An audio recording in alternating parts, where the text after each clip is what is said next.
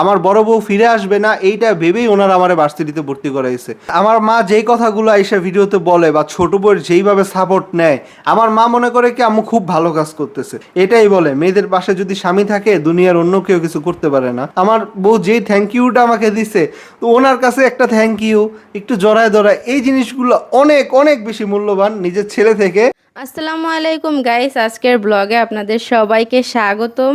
আমার শাশুড়ি আম্মা আর সতীন সবসময় প্রতিদিনই বলতেছে যে আমি নাকি জামাইকে সারাটা দিন 24 ঘন্টা দরজা আটকায়া বন্ধ করে রাখি আর কান পরা দিই। তা আজকের সারাদিনের কি করে আমার জামাই আর আমি আজকে আপনাদের সাথে সম্পূর্ণ ব্লগটা শেয়ার করতেছি। গাইস দেখেন, জামাইকে স্কুলের যে ছোট ছোট বাচ্চারা আছে না, ওদের মতো দেখাচ্ছে, কি কিউট, কিন্তু এই মানুষটার উপর দিয়ে যে কি পরিমাণের ঝড়ঝাপটা যাইতেছে। এইখানে হচ্ছে মা সবসময় সাপোর্টিভ থাকবে, ছেলের পক্ষ নিয়ে কথা বলবে, ওইখানে মা হয়ে গেছে শত্রু শুধু আমাকে ভালোবাসার কারণে। গাইস আমি এইসব কথা একটু পরে বলতেছি। আর আজকে আমি জামাইয়ের থেকে একটা জিনিস জানতে পারছি, কি জানেন? জামাই না গাইস আর্জেন্টিনা পক্ষ করে, উনি ফুটবল খেলা পছন্দ করে না, তারপরেও নাকি আর্জেন্টিনা সাপোর্ট করে। আর আমি এইদিকে পুরাই ছোটবেলা থেকে ব্রাজিল সাপোর্ট করি। গাইস আমাদের কিন্তু এইখানে হচ্ছে দুইজনের কোনো মিল নাই। আর আমি এদিকে একটা জিনিস দেখতে পারলাম, কি সুন্দর সুন্দর চুড়ি, তারপরে হাতে বানানো কি সুন্দর সুন্দর জিনিস এখানে মনে হয় বিক্রি করে। গাইস এই যে ভার্সিটিটা বাংলাদেশের নাম্বার 1 ভার্সিটি, এটা দেখার পরে আমার আর লোভ সামলাইতে পারতেছি না, একদিন না একদিন যাইতেই হবে। জামাইকে বলছি যে আপনার ভার্সিটিটা একদিন আমি ঘুরে দেখবো। আর এই সামনে কত সুন্দর কাজ করা, এটাকে কি বলে, আলপনা না যেন কি বলে। আর গাইস আমরা যে এত ভাইরাল ভাইরাল রিলস গুলো দেখি যে নর্থ সাউথের মেয়েরা আপুরা হচ্ছে ভাইয়ারা নাচ করে, অনেক ভাইরাল হয় ভিডিওগুলো, ওইগুলো কিন্তু গাইস এইখানেই হয়। এইখানে যে সামনের জায়গাটা, এইখানেই এই অনুষ্ঠান হয়। গাইস আমার জামাইকে সকালে কোনোদিনও কিছু খাওয়ানো যায় না। উনি দেখেন এখন হচ্ছে বসে বসে ক্যান্টিনে বিরিয়ানি খাবে, বিরিয়ানি খাওয়া শেষ করে যমুনা ফিউচার পার্কে চলে যাবে, ছেলের জন্য কিছু কিনবে, এরপর আবার এসে 2 প্লেট বিরিয়ানি খাবে। আমার জামাই যে কি পরিমাণ সোচা তা বলার বাইরে। আর কয়েকদিন ধরে আমাকে একটা প্রশ্ন করা হচ্ছে যে তুমি কেন এই বাড়িতে পড়ে আসো, এত অপমান, তারপরে হচ্ছে এত ঝামেলা কেন সহ্য করতেছো। আমি শুরু থেকে একটা কথা বলে আসছি যে আমি এই সংসারে এই সংসার ভাঙার জন্য আসি নাই। আমি আমার মতন করে সংসার করতে চাই, আমার মতন কি আমি সবাইকে নিয়ে এই সংসার করতে চাই, কিন্তু কেউই হচ্ছে আমার সাথে হচ্ছে ঠিক মতন সংসার করার জন্য প্রস্তুত না। তো আমি হচ্ছে বউ মানুষ, আমি তাদের কিছু হই না। তো আমার সাথে হচ্ছে যা মনে চায় ব্যবহার করে আমি সহ্য করে যাই। কিন্তু আমার জামাই এই জিনিসটা কতদিন সহ্য করবে। উনি তো প্রায় সময় এইসব কথা বলে উল্টাপাল্টা, তো আমি হচ্ছে পাত্তা দেই না। কিন্তু আমি যতই চুপ থাকি বা যাই করি না কেন, তারা ভাবে হচ্ছে তাদের ছেলেকে, জামাইকে হচ্ছে আমি কান পরা দিই। উনি যেই সময় এইসব কথা বলে বাড়ি ছাড়ার বা অন্য কিছু বলে, তখনই আমি চুপ থাকি আর বলি কি ঠিক হয়ে যাবে, ঠিক হয়ে যাবে। তো এই কথা বলার পরেও আমার শুনতে হয় যে আমি 24 ঘন্টা হচ্ছে দরজা দিয়ে আটকে রাখি। আমি কোন দিকে দরজা দিয়ে জামাইকে আটকে রাখি বলেন তো? এই যে সকালবেলা বের হয়েছে, 6টা 7টার দিকে মনে হয় বের হয়েছে, আর বাসায় আসে হচ্ছে 5টা 6টা। তো বাসায় আসার পরে আধা ঘন্টা কি 1 ঘন্টা রেস্ট নেয়। এটা তো আপনারা প্রতিদিনের ব্লগেই দেখতে পারেন যে ব্লগ দিতে কত দেরি হয়ে যায়। এরপরে হচ্ছে বাবুদের সাথে 2-3 ঘন্টা মাঝখানের রুমে বসেই খেলা হয়। এরপরে হচ্ছে বা ঘরে এসে উনি ওনার মতন ভিডিও এডিট করে তারপরে হচ্ছে আপলোড দেয়। তো আমি জামাইকে কোন দিক দিয়ে ঘরে আটকে রাখি একটু বলেন তো? আমি সব সময় চাই হচ্ছে সব কিছু ঠিক হয়ে যাক, তার ছেলেও তার কাছে থাকুক, আর আমার সতীনেরও জামাই কাছে থাকুক। কারণ কি এই বাড়ি ছেড়ে যদি আমার জামাই একবার বের হয়, এই উনি অনেক কষ্ট পাবে মনে, আর এই কষ্টে জীবনেও এই বাড়িতে আসবে। মেইনলি হচ্ছে আমার কারণে এই ঝামেলাগুলো আমার জামাইয়ের সহ্য করতে হচ্ছে, কারণ তার মা তাকে ভালোবাসে, অবশ্যই ভালোবাসে, তার নিজের ছেলে। আর আমার ছেলেকে হচ্ছে 50% ভালোবাসে আর 50% হচ্ছে ছাড়া, কোনো কিছুই না। আর আমাকে পারে না ঘর থেকে বেরই করে দেয়। তো তারা কখন যে কি করে তার কোনো ঠিক নাই। আর আপনারা আমাকে অনেক বেশি ভালোবাসেন, আপনাদের সাথে আস্তে আস্তে আমি সব কিছু শেয়ার করব। 2 দুই ভাই বোন মারামারি করতেছে, একজন বলতেছে যে কাঁঠালটা পচা হবে, আরেকজন বলতেছে কাঁঠালটা ভালো হবে। আব্দুল বলছে ভালো হবে, আমাতুল বলছে পচা হবে। একজন হচ্ছে বাবার পক্ষে, সে হচ্ছে আব্দুর রহমান, আর একজন হচ্ছে আমার পক্ষে, সে হচ্ছে আমাদুর রহমান। কারণ আমার জামাই এই কাঁঠালটা ভালোভাবে আনছে, আর আমি বলতেছি কাঁঠালটা পচা হবে, কারণ কাঁঠালটা অত্যন্ত নরম, এত নরম আমি কাঁঠাল কখনো দেখি নাই। উনি বলতেছে যে নরম কাঁঠাল দেখে আনছে। তো আমার জামাই হচ্ছে আজকে ফার্স্ট কাঁঠাল কিনছে। আমার বড় বউয়ের ফলের জগতে সবচেয়ে পছন্দের ফল হচ্ছে কাঁঠাল, এই জন্য আমি অনেক কষ্ট করে কাঁঠালটা আনছি। কই কাঁঠাল, পচা কাঁঠাল তো অনেক সুন্দর হইতেছে। এই কাঁঠালটার দাম নিছে গাইস, দাম খুব বেশি না, দাম নিছে 140 টাকা। কাঁধে করে নিয়ে আসছি। আব্দুল, আমরা জিতে গেছি, কাঁঠাল ভালো হয়েছে, তোমরা হেরে গেছো, লুজার লুজার। যাও তোমরা পচা। কাঁঠাল ভালো হয়েছে, দেখছো কত সুন্দর। গাইস, জীবনের প্রথম কাঁঠাল কিনছি, প্রথম কাঁঠালই যদি এত সুন্দর হয়, আমার কনফিডেন্স তো অনেক বেশি বেড়ে গেল। বড় বউয়ের জন্য আনছি, কারণ বড় বউয়ের পছন্দ খেয়াল রাখার মতো এই ঘরে কেউই নাই, শুধু আমি ছাড়া। আমার সামর্থ্য কম, সামর্থ্যের মধ্যে যতটা পারি চেষ্টা করতেছি। কাঁঠালটার দাম কম, কিন্তু যে ওজন, এটা আলগি দাও 10 কেজি মতো হবে। কাঁঠালটা কিনছি 140 টাকা দিয়ে, রিক্সা ভাড়া দিছি 60 টাকা, যে জায়গায় অটো ভাড়া মাত্র 10 টাকা। তো কাঁঠালটা এত নরম, আমি দেখে প্রথমে ভাবছি কি এটা নষ্ট কাঁঠাল, কিন্তু যে ভার্সিটি থেকে আসছে, আসার সময় কাঁঠালটা নিয়ে আসছে, তো আমি তাড়াতাড়ি ব্যস্ত হয়ে গেছি কাঁঠালটা ভাঙার জন্য, যে কাঁঠালটা মনে হয় নষ্ট। গাইস দেখেন কাঁঠালটা যে কি পরিমাণে সুন্দর, মানে ভালো, আর খেতেও অনেক মিষ্টি। মাটিগুলো খেতে অনেক বেশি মজা লাগে। আপনারা কে কে আমার মতো কাঁঠালের থেকে এগুলো বেশি খান, কাঁঠালের ভিতর থেকে খুঁজে খুঁজে? আসসালামু আলাইকুম everyone, welcome to my channel Sakib big family. আজকের ভিডিওর শুরুতেই আমি যেই কথাটা বলবো, আমি হচ্ছে দুপুরবেলা একটা শর্টস আপলোড করছিলাম, শর্ট ভিডিও।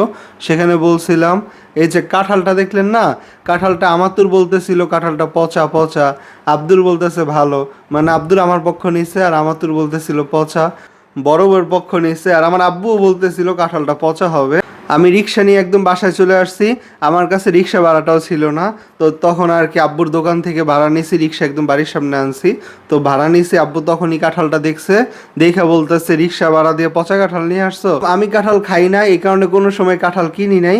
তো এবার বড় বউ ফিরে আসছে, আর আগে আমি কখনোই কোনো বাজার সদাই করতাম না, যেহেতু বড় বউ আসার পর থেকেই ধরেন একটার পর একটা ঝামেলা, ম্যাক্সিমাম জিনিসই আমারটা আমিই কিনে আনি, আর বাদ বাকি জিনিস সেগুলো হচ্ছে ফ্রিজে থাকে, ফ্রিজ থেকে নেই, আমাদের নিজেদেরই তো দোকান, দোকান থেকে নেই। তো আমার অধিকার আছে না, আমার বড় বউয়ের অধিকার আছে না, আমার নিতে ইচ্ছা করে না, তাও টুকটাক নেই, যেটা হচ্ছে না নিলেই না। তো অতটুকু নেওয়া ইনশাল্লাহ বন্ধ করে দিব, আমরা সম্পূর্ণ ইনশাল্লাহ নিজের টাকায় চলবো। এখন আজকের ভিডিওতে যেই জিনিসটা মানে খুব বিস্তারিতভাবে বলবো, আমাদের আলাদা বাসা নেওয়ার ব্যাপারটা, মানে সংসার থেকে আলাদা হওয়ার ব্যাপারটা। বড় বউয়ের সংসার, ছোট বউয়ের সংসার এখন এমনিতেই আলাদা, তখন হচ্ছে বাড়িটাও আলাদা হয়ে যাবে। আচ্ছা, আরেকটা বিষয়, মাত্র আমি একটা কথা বললাম যে আম্মুর ফ্রিজের থেকে আমি খাবার নিয়ে আসি, খাবার থাকলে তারপর দোকান থেকে আমি জিনিসপত্র যতটুক লাগে আনি। এখন অনেকে বলতে পারেন তো আপনি এই কাজটা কেন করতেছেন, আপনার বড় বউরে আপনি চালাইতে পারেন না, আপনার বড় বোর্ডে তো তারা দেখতে পারে না, তাদেরগুলো নিয়ে কেন খাওয়ান? তারা আমার লাইফটা নিয়ে জাস্ট ছিনিমিনি খেলতেছে, আমার মা, আমার ছোট বউ, বিশেষ করে আমার মা। এদিকে দায়িত্ব জ্ঞানের পরিচয় দেওয়া দরকার ছিল। আমি যখন ভার্সিটিতে ভর্তি হয়েছি, আমি কিন্তু ভার্সিটিতে ভর্তি হয়েছি 3 বছর গ্যাপ দিয়ে। এর আগে আমার 3 বছর গ্যাপ পড়ে গেছে, আমি পড়াশোনা ছেড়েই দিছিলাম, কারণ বিয়ে করে ফেলছি, বউ বাচ্চা সামলাতে হবে, আর এত প্রেশার, ছোট বউ অতিরিক্ত, ছোট বউ সবসময় একটু বেশি বুঝে। তো এই সব কিছু মিলাইয়া ছোট বউ আসার পর থেকে লাইফটা যেই পরিমাণ ঝালাপালা হয়েছে। বড় বউয়ের সাথে আমার কোনো সময় আগে কখনো ঝামেলা হইতো না, ছোট বউকে বিয়ে করার পর থেকে ছোট বউয়ের সাথে ঝামেলা হয়ই, তো বড় বউয়ের সাথেও ঝামেলা হয়। তো এই সব কিছু মিলে আমি পড়াশোনা, তারপরে টাকা পয়সারও ব্যাপার আছে, সব কিছু মিলে পড়াশোনা বন্ধই রাখছিলাম। 3 বছর পরে এসা আমার মা যেহেতু এখন 2 জায়গায় চাকরি করে, তো আমাদের আর্থিক অবস্থাটাও অনেক বাড়ছে আগের থেকে। আমার আব্বু এখন ইনকাম করতেছে, আমার আব্বু মাঝখান দিয়ে অসুস্থ ছিল, কাজ করে নাই। তো সব কিছু মিলে এখন যেহেতু আমাদের আর্থিক অবস্থা অনেক ভালো হয়েছে, আমার আম্মু বলছে একেবারে বাংলাদেশের নাম্বার 1 প্রাইভেট ইউনিভার্সিটিতেই আমার ভর্তি করাই দিছে। তো নর্থ সাউথ ইউনিভার্সিটিতে আমি পড়তেছি, অনেক টাকার ব্যাপার স্যাপার এদিকে, আর পড়াশোনা করে খুব বেশি টাকা চাইলেও ইনকাম করতে পারে না। আমি চাইলে এখন 30, 40, 50 হাজার টাকা ইনকাম করতে পারবো না। আমার হাইয়েস্ট ইনকাম ক্যাপাবিলিটি হচ্ছে 20,000 টাকার মতো। তো 20,000 টাকায় আজকাল জানেন একটা আলাদা বাসায় নিয়ে চলা কতটা চ্যালেঞ্জিং। চলা যাবে, আস্তে আস্তে সেই জায়গা থেকেও অনেক বড় হয়ে যাবে। তো আমি এই বিষয়ে কথা বলবো। এখন আমার রাগ যেইটা, আমি তো ভার্সিটিতে পড়তে চাইনি। আমার মা যখন ভর্তি করায় উনি বলছে উনি কমপক্ষে 2 থেকে 3 বছর চালায় দিবে, লাস্ট বছরটা যাতে আমার খরচ আমি বহন করি। তো আমি ভাবছি 3 বছর অনেক সময়, 3 বছর আমি একটা বিজনেস দিই, যাই দিই দিব, দিয়ে আমার খরচ আমি চালাবো। এখন হুট করে আমার বড় বউ সংসারে ফিরে আসছে। আমার মা আর ছোট বউ ধরেই নিছিল আমার বড় বউ আর আসবে না। 7 মাস হয়ে গেছে বড় বউ আর সংসারে ফিরে আসবে না। এখন আমি বুঝতেছি আমার বড় বউ ফিরে আসবে না, এইটা ভেবেই ওনারা আমারে ভার্সিটিতে ভর্তি করাইছে। না হলে আমারে ভার্সিটিতেই পড়াইতো না। কারণ পড়াইলে ওনাদের ধারণা হচ্ছে আমি হচ্ছে বড় বউয়ের পাগল। যত আমি বড় হব, আমি নিজে স্বাবলম্বী হয়ে যত টাকা ইনকাম করব, এখন আল্লাহ কবুল করলে আমি কিন্তু ভালো একটা উকিল হয়ে যেতে পারি, সুপ্রিম কোর্টেও যাইতে পারি। মানে আল্লাহ কবুল করলে অনেক কিছুই করতে পারি, ব্যারিস্টার হইতে ইউকেতেও চলে যেতে পারি। ঠিক আছে, কখন কি হয়। তো ওনাদের ধারণা আমি যত বড় হব তত হচ্ছে আমি আমার বড় বউয়ের পাগল হব, বড় বউয়ের প্রতি ঝুঁকবো। কিন্তু আমার ছোট বউ তো এটা চায় না। আমার ছোট বউ হচ্ছে ছোট বউ সবার উপরে থাকবে, ছোট বউয়ের আন্ডারে আমি সবসময় থাকতাম। তো ছোট বউ এই হিসাবেই আমার মারে শুধু ঘুরপাক খাওয়াইতেছে। আর আমার মায়েরও ধারণা আমি বড় বউকে নিয়ে একটু টাকা পয়সা হলেই আমি বড় বউকে নিয়ে আলাদা হয়ে যাব, আমার মার আর কোনো খোঁজ খবর নিব না। অনেক সন্তানের এমন আছে যে মায়ের কোনো খোঁজ খবর নেয় না, টাকা পয়সা হলে মারে বৃদ্ধাশ্রমে দিয়ে দেয়। তো আমার মারও এই ধারণা। আমার মার এমন ধারণা আগে ছিল না, বিশেষ করে ছোট বউ আসার পর থেকে আমার মার এই ধারণা। তো বুঝতেই পারেন এই কথাগুলো আমার মারে কে ঢুকায় কানে। আমার মারে কানে এইসব কথা ঢুকায় আমার ছোট বই। আচ্ছা গাইস, আপনাদের সাথে লুঙ্গি ম্যান দেখা করতে আসছে, লুঙ্গি পরে মাশাআল্লাহ অনেক কিউট লাগতেছে। এমনকি আমার মার ধারণা এটা, আমার এই বাড়িটা যদি আম্মু আমার নামে দেয়, আমি হচ্ছে বিক্রি করে বড় বউকে নিয়ে খুলনা চলে যাব, বড় বউয়ের বাবার বাড়িতে গিয়ে বাড়ি করব। আমার মার ধারণা এই পর্যন্ত চলে গেছে। তো এগুলা কে ঢুকাইছে? ছোট বউ বাদে আর কেউ আছে ঢুকানোর জন্য মাথায়? তারপরে আপনারা একটা জিনিস কি জানেন, আপনারা অনেকেই বলেন আপনার আম্মুরে বুঝান, বড় বউকে নিয়ে গিয়ে মাফ চান, দেখবেন সব ঠিক হয়ে যাবে। আসলে কারে বুঝানো যায় ভাই? যে বুঝে না তারে বুঝানো যায়, যে বুঝে শুনে ভুল করে তারে কি বুঝানো যায়? আমার মা মনে করে কি আমার মা ছোট বউয়ের পাশে দাঁড়াইছে, এটা হচ্ছে সওয়াবের কাজ। ছোট বউ হচ্ছে অসহায় মেয়ে, ছোট বউয়ের বাপ মার সাথে কোনো কথা হয় না। বড় বউয়ের তো যাও তার মার সাথে কথা হয়, হয়তো সপ্তাহে হয়। তো আমার মার ধারণা ছোট বউর বাবা মায়ের একমাত্র মেয়ে, একটু বড়লোক ফ্যামিলি, ওই বড়লোক ফ্যামিলির মেয়েটা আসছে সতীনের সংসারে। তো ছোট বউ একটা ভুল করছে, ছোট বউয়ের তো অনেক ভালো জায়গায় বিয়ে হইতো। তো ছোট বউ যেহেতু কষ্টের সংসার করতেছে, আমার মা ছোট বউয়ের পাশে দাঁড়াইতেছে, এটা অনেক সওয়াবের কাজ। ছোট বউকে আম্মু যদি এই বাড়িটা দেয়, তারপরে ছোট বউরে যদি আম্মু টাকা পয়সা দেয়, এটা হচ্ছে কি ভালো কাজ, এটাই সবচেয়ে ভালো কাজ। আমার আর বড় বউরে কষ্ট দিলেও সমস্যা নাই, আমরা একটা মেয়ের জীবন নষ্ট করতেছি। তো আম্মু হচ্ছে ছোট বউয়ের ঘরে হচ্ছে আবার আমার একমাত্র মেয়ে, আমার তোর আম্মু আবার অনেক ভালোবাসে। ওই যে ছোটবেলা থেকে ছেলে পালছে, মেয়ে পালে নাই, মেয়েরা অনেক ভালোবাসে। এক কথায় কি গাইস, আমার মা যেই কথাগুলো আইসা ভিডিওতে বলে বা ছোট বউয়ের যেইভাবে সাপোর্ট নেয়, আমার মা মনে করে কি আম্মু খুব ভালো কাজ করতেছে, তারা আপনি বুঝাই পারবেন না। যেমন একটা উদাহরণ দিয়ে আপনারা বুঝবেন, অনেকেই কিন্তু ধর্মের নাম নিয়ে অনেক উল্টাপাল্টা কাজ করে, মনে করে কি তাদের সওয়াব হইতেছে। আপনি তারে জীবনেও বুঝাই পারবেন না যে ধর্মের নাম নিয়ে ধরেন কোনো অনেক পীর বাবার ভক্ত অনেক আছে না, অনেক রকম, তারা কিন্তু আপনি কোনোদিন বুঝাই পারবেন না। হ্যাঁ, পীর কিন্তু খারাপ আমি সেটা একবারও বলতেছি না, অনেক ভণ্ডবীর আছে না। তো ভণ্ডবীরের যারা মুরিদ তারা কিন্তু আপনি কখনো বুঝাতে পারবেন না তাদেরকে। আর যদি আপনি জানতে চান, আসলেই জানতে চান কোনটা ঠিক কোনটা ভুল, আপনি রেফারেন্স চাইলেন, দলিল চাইলেন, তখন কিন্তু আপনি মানবেন। তো আগে মানার ইচ্ছাটা থাকতে হয়। আমার মার বুঝার ইচ্ছাই নেই, ওনারা যাই বুঝাই উনিই সবচেয়ে বেশি বুঝে। একটা কথা বারবার বলে, আমি 30 বছর ধরে চাকরি করি, আমি বাংলাদেশের সব জেলার মানুষের সাথে মিশছি, আমার কি মানুষ চিনাও? তোমার বড় বউ তোমার একদম শেষ করে দিবে, শেষ করা পর্যন্ত বড় বউ থামবে না। আমার মা আজকে ভিডিওতে কতগুলো কথা বলছে খেয়াল করছেন? আমার মা বলছে আমার বড় বউ আমারে দিয়া জোর করে জিনিসপত্র আনাইতেছে, আমি বন্ধু বান্ধব থেকে টাকা ধার করতেছি, আমার মা সেই টাকা দিবে, আমার মা টাকা দিবে, আমি সেই আশায় ধার করতেছি। তাইলে তো আমি আমার বড় বউয়ের জন্য এখন অব্দি 20,000 টাকার শপিং করে ফেলতাম। চিন্তা করেন যদি ছোট বউ বাবার বাড়ি থেকে ফিরে আসতো, আমার মা কত কিছু কিনা দিত।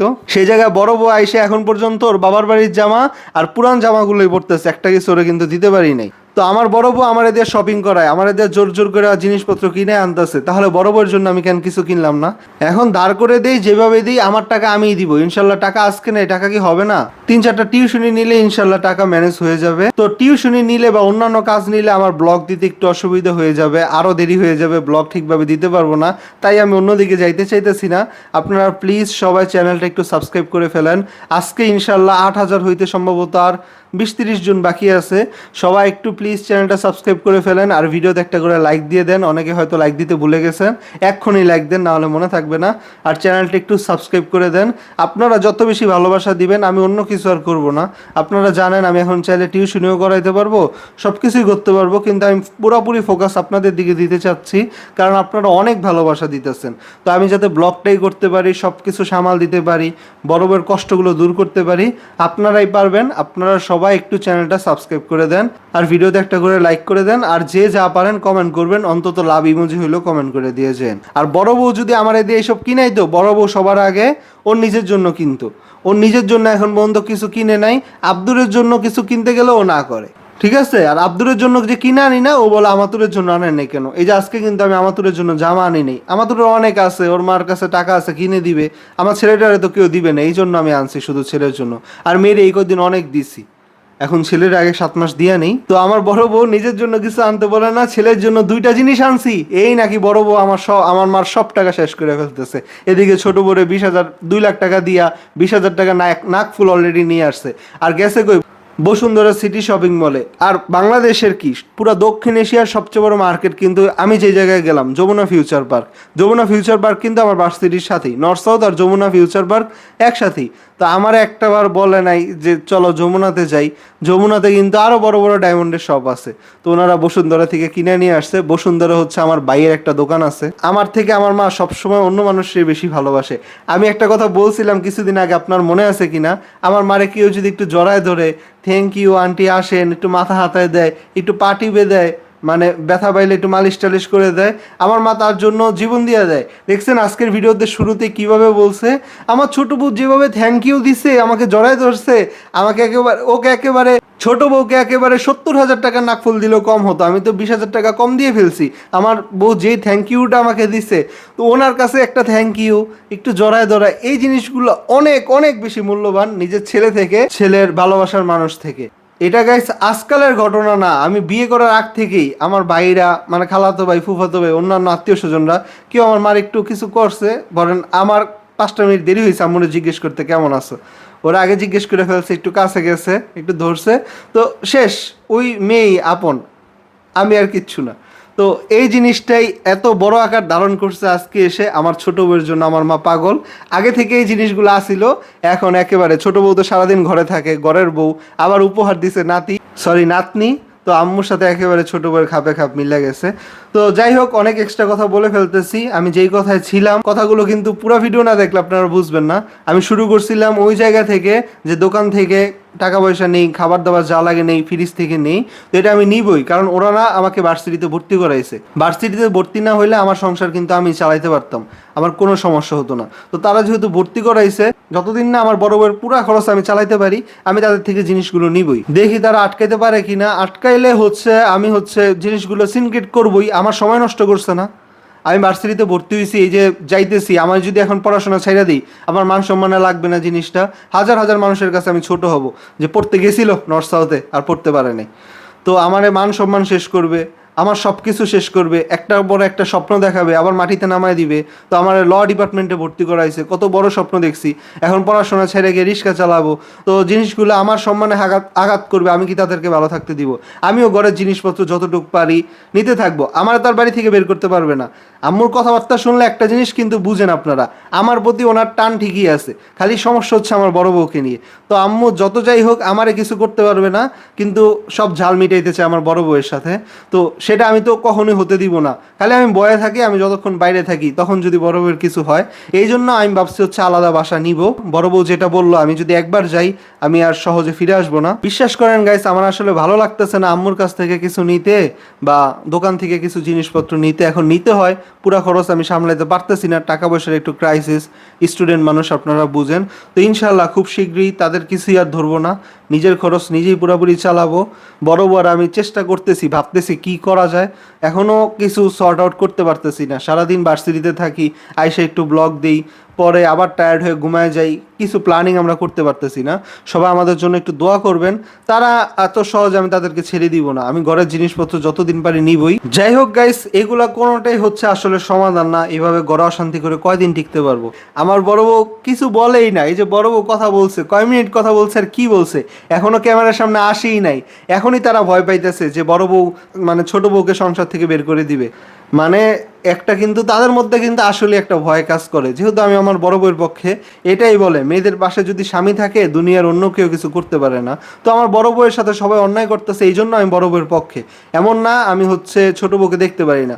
অবশ্যই ছোট বউয়ের কথা আমার না হলে আমার মেয়ে আসলো কোথা থেকে? ছোট বউয়ের সাথে আমার 5 বছরের সংসারটা টিকলো কিভাবে? অবশ্যই ছোট বউকে আমি ভালোবাসি, কিন্তু বড় বউয়ের সাথে অন্যায় হইতেছে, এই জন্য আমি বড় বউয়ের পাশে। আমার বড় বউ যদি অন্যায় করতো আমি কিন্তু ছোট বউয়ের পাশেই থাকতাম। এতে দুনিয়ার মানুষ আমার যা ইচ্ছা বলুক, আমার কিছু যায় আসে না। তো এই জন্য আমি বড় বউয়ের পক্ষে। আমার বড় বউ কিছু বলেই না, তারা এখনই ভয় পাইতেছে বড় বউ নাকি ছোট বউরে বের করে দিবে, ছোট বউ টিকতে পারবে না বড় বউয়ের জ্বালায়। আর আমার বড় বউয়ের সাথে তারা যে দিনের পর দিন করতেছে, বড় বউ তাও বলে আমি এখনো চাই না আলাদা বাসায় যাইতে, আমি সহ্য করে নিব। কারণ ওই যে স্বামী বড় বউয়ের পাশে আছে, তো এটাই হচ্ছে স্বামীর গুণ। তো তারা টিকতে দিবে না বড় বউকে বেশি দিন। আমিও বাইরে থাকি, তা আমার ভিতরে ভয় থাকে, ভয় থেকে আমিও চাই না বড় বউকে বেশি দিন এই বাড়িতে রাখতে। ইনশাল্লাহ আমি আমার সর্বোচ্চ চেষ্টা করব এই বাড়িতেই সব অধিকার আদায় করতে। যদি ব্যর্থ হই তাহলে তো আলাদা বাসা নিবই। আপনারা চ্যানেলটা সাবস্ক্রাইব করে দেন, আর ভিডিওতে যারা এখনও লাইক করে নেয় লাইক দিয়ে দেন। আজকের ভিডিওটা এই পর্যন্তই। আল্লাহ হাফেজ।